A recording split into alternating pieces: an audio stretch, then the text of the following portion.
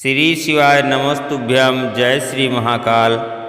देव उठनी एकादशी के दिन सिक्के वाला उपाय कैसे करें, इसके लिए आपको एक चांदी का सिक्का जिस पे माँ लक्ष्मी और गणेश जी बने हों, अगर ऐसा चांदी का सिक्का ना हो तो कोई भी सिक्का जो आपके घर में हो वह ले लीजिए।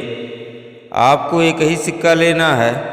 आपको माता तुलसी जी के साथ भगवान शालिग्राम की पूजन करने के बाद भगवान शालिग्राम जी के सामने उस सिक्कों को रख दीजिए।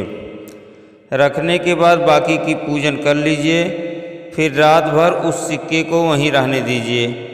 अगले दिन आपको 4 बजे ब्रह्म मुहूर्त में उठकर स्नान आदि से निवृत्त होकर शालिग्राम भगवान जी को उठा लीजिए और उठाने के बाद आपको वह सिक्का भी उठा लेना है। सिक्का उठाते समय आप अपनी झोली फैला लीजिए और उसी में उस सिक्के को रख लीजिए। उसे लेकर आप अपने घर के अंदर चले जाओ। अगर आपके घर में धन संपदा की कमी है तो सिक्के को आप अपनी तिजोरी में रख दीजिए। अगर आपका कोई व्यापार है, दुकान नहीं चल रहा है, तो आप उसे व्यापार वाले स्थान पर रख दीजिए। अगर आपका खेती का काम है, फसल ठीक से नहीं उग रहा है, तो उसे सिक्के को आप खेत के नीचे ले जाकर गाड़ दीजिए। दूसरा उपाय है चुनरी वाला उपाय। इस उपाय को करने के लिए आपको एक पीली चुनरी लेनी होगी। कैसी भी चुनरी हो, बस बड़ी होनी चाहिए, इतनी बड़ी जितने में तुलसी जी के पौधे को पूरा लपेटा जा सके। अगर आपको पीली चुनरी नहीं मिल रही है तो आप लाल चुनरी भी ले सकते हैं। एक बार फिर से समझ लीजिए, इस बात का विशेष ध्यान रखिएगा कि बड़ी चुनरी आपको लेनी है जो तुलसी माता के पूरे जड़ से लेकर ऊपर तक उड़ाया जा सके। देव उठनी एकादशी के अवसर पर इस उपाय को करना चाहिए।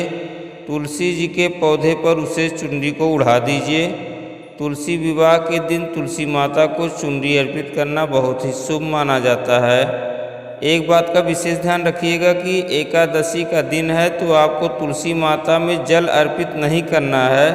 तुलसी माता के पौधे से थोड़ा दूर एक गोल बाती का दिया भगवान नारायण के नाम से जलाइएगा और प्रार्थना कीजिएगा कि हमारा घर परिवार सब सुखी रहे। और आपकी जो भी प्रार्थना करनी है, जो भी आपकी मनोकामना है या इच्छा होगी, उसके लिए आप प्रार्थना कर सकते हैं।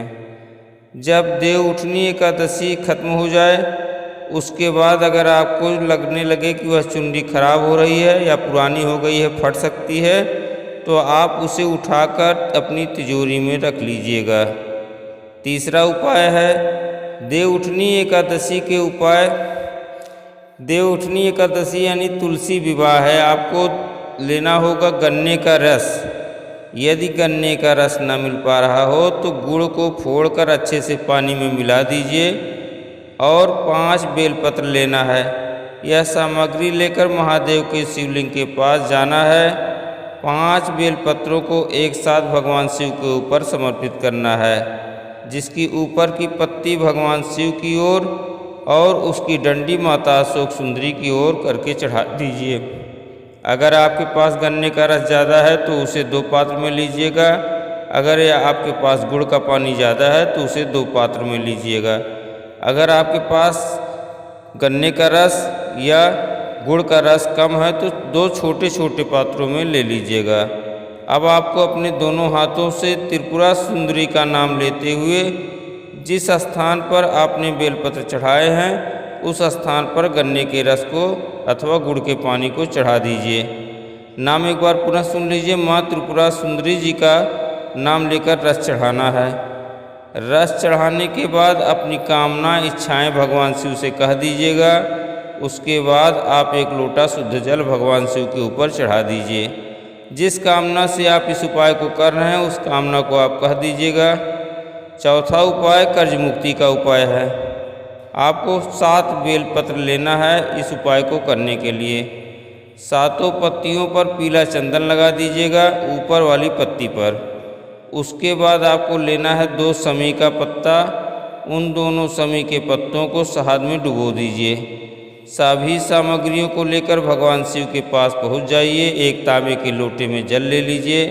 सातों बेलपत्र को आप एक एक करके अपनी इच्छाओं को बोलते हुए विश्वकर्मेश्वर महादेव का नाम लेकर चढ़ाना है। अब जो आपके पास 2 समी का पत्ता है उसे कुंदकेश्वर महादेव का नाम लेते हुए शिवलिंग पर चढ़ा दीजिए। ध्यान रखिएगा कि आप समी का पत्र जो रखे हैं वह भगवान शिव के ठीक ऊपर रखना चाहिए, शिवलिंग के ठीक ऊपर चढ़ाना है। जो आपने 7 बेलपत्र चढ़ाई थी वह आपकी मनोकामना पूर्ति के लिए है, और जो आप 2 समी का पत्र चढ़ा रहे हैं यह आपके धन संपदा से संबंधित समस्याओं के लिए। उसके बाद जो आप जल लेकर आए हैं उसे आप श्री शिवाय नमस्तुभ्यम मंत्र का जप करते हुए शिवलिंग के ऊपर चढ़ा दीजिए। उठनी एकादशी के दिन इन 4 उपाय को आप अवश्य करें। भगवान शिव का और भगवान नारायण का आशीर्वाद प्राप्त होगा। सभी प्रकार की मनोकामनाएं पूर्ण हो जाएंगी। श्री शिवाय नमस्तुभ्यम। जय श्री महाकाल। वीडियो को लाइक एवं चैनल को सब्सक्राइब अवश्य कर दीजिएगा।